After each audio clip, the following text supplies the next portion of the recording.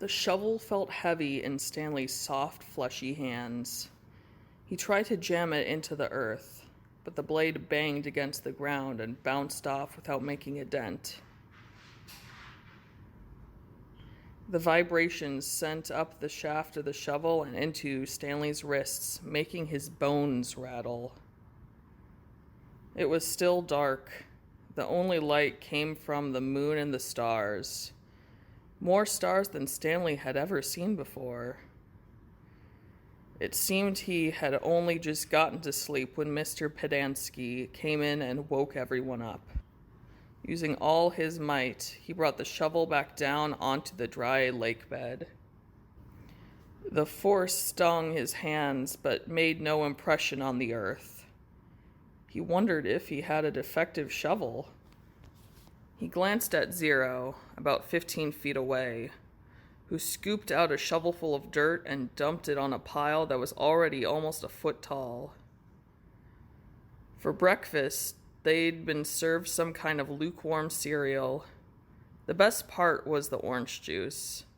They each got a pint carton. The cereal actually didn't taste too bad, but it had smelled just like the cot. Then they filled their canteens, got their shovels, and were marched out across the lake. Each group was assigned a different area. The shovels were kept in a shed near the showers. They all looked the same to Stanley, although X-Ray had his own special shovel, which no one else was allowed to use. X-Ray claimed it was shorter than the others, but if it was only by a fraction of an inch.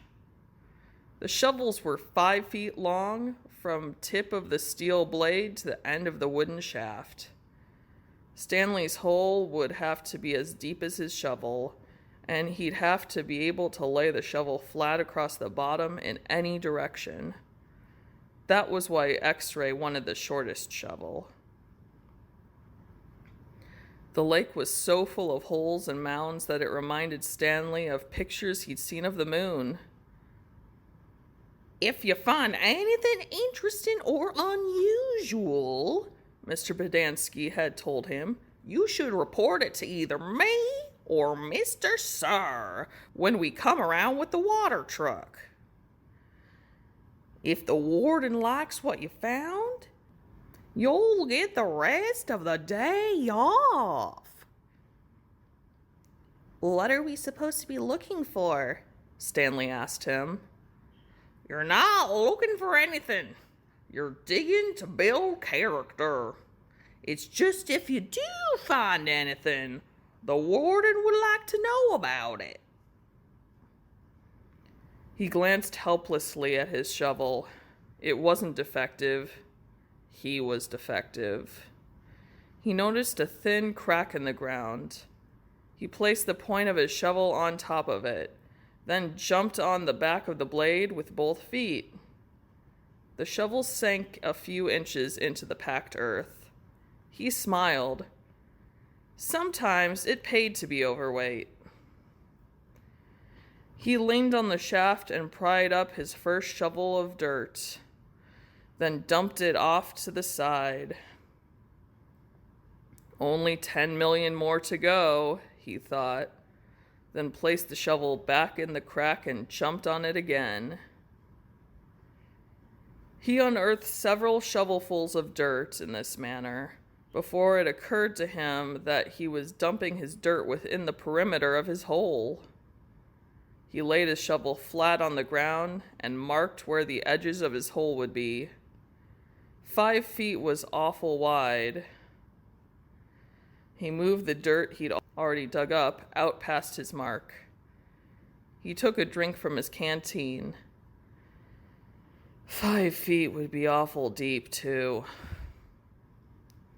The digging got easier after a while. The ground was hardest at the surface, where the sun had baked a crust about 8 inches deep. Beneath that, the dirt was looser. But by the time Stanley broke past the crust, a blister had formed in the middle of his right thumb and it hurt to hold the shovel. Stanley's great-great-grandfather was named Elia Yelnats. He was born in Latvia.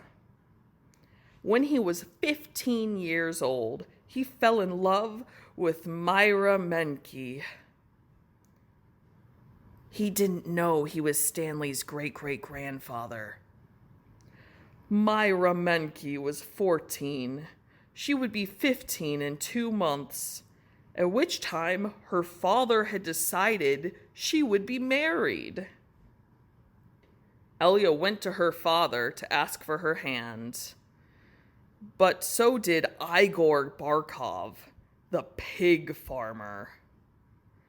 Igor was 57 years old. He had a red nose and puffy cheeks.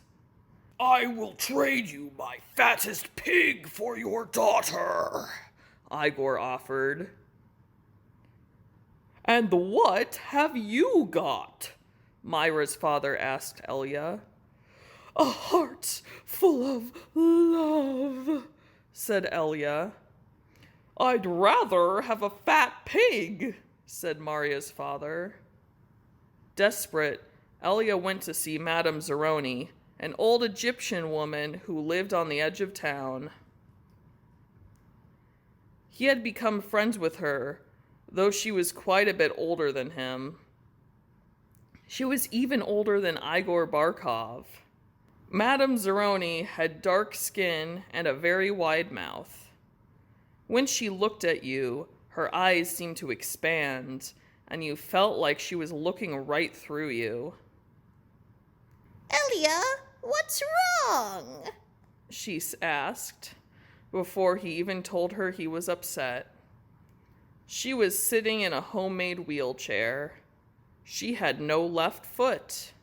Her leg stopped at her ankle. "I'm in love with Myra Menke," Elia confessed. "But Igor Barkov has offered to trade his fattest pig for her. I can't compete with that." "Good," said Madame Zeroni. "You're too young to get married. You've got your whole life ahead of you." "But I love Myra." "Myra's head is empty as a flower pot." "But she's beautiful." "So is a flower pot. Can she push a plow? Can she milk a goat? No, she is too delicate. Can she have an intelligent conversation? No, she is silly and foolish. Will she take care of you when you are sick? No, she is spoiled and will only want you to take care of her. So she is beautiful. So what? Patooey! Madame Zeroni spat on the dirt. She told Elia that he should go to America. Like my son. That's where your future lies. Not with Myra Menke. But Elia would hear none of that. He was 15, and all he could see was Myra's shallow beauty. Madame Zeroni hated to see Elia so forlorn. Against her better judgment, she agreed to help him. It just so happens my sow gave birth to a litter of piglets yesterday, she said. There is one little runt whom she won't suckle. You may have him. He would die anyways. Madame Zeroni led Elia around the back of her house where she kept her pigs. Elia took the tiny piglet, but he didn't see what good it would do him. It wasn't much bigger than a rat. He'll grow, Madame Zeroni assured him. Do you see the mountain on the edge of the forest? Yes, said Elia. On top of the mountain, there is a stream where the water runs uphill. You must carry the piglet every day to the top of the mountain and let it drink from the stream. As it drinks, you are to sing to him. She taught Elia a special song to sing to the pig. On the day of Myra's 15th birthday, you should carry the pig up the mountain for the last time. Then take it directly to Myra's father. It will be fatter than any of Igor's pigs. If it is that big and fat, said Elia, how will I carry it up the mountain? The piglet is not too heavy for you now, is it? Asked Madame Zeroni. Of course not, said Elia. Do you think it will be too heavy for you tomorrow? No. Every day you will carry the pig up the mountain. It will get a little bigger, but you will get a little stronger. After you give the pig to Myra's father, I want you to do one more thing for me. Anything, said Elia. I want you to carry me up the mountain. I want to drink from the stream, and I want you to sing the song to me. Elia promised he would. Madame Zeroni warned that if he failed to do this, he and his descendants would be doomed for all of eternity. At the time, Elia thought nothing of the curse.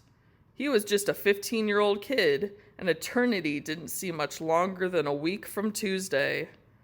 Besides, he liked Madame Zeroni and would be glad to carry her up the mountain. He would have done it right then and there, but he wasn't strong enough. Stanley was still digging. His hole was about 3 feet deep, but only in the center. It sloped upwards to the edges. The sun had only just come up over the horizon, but he already could feel the hot rays against his face.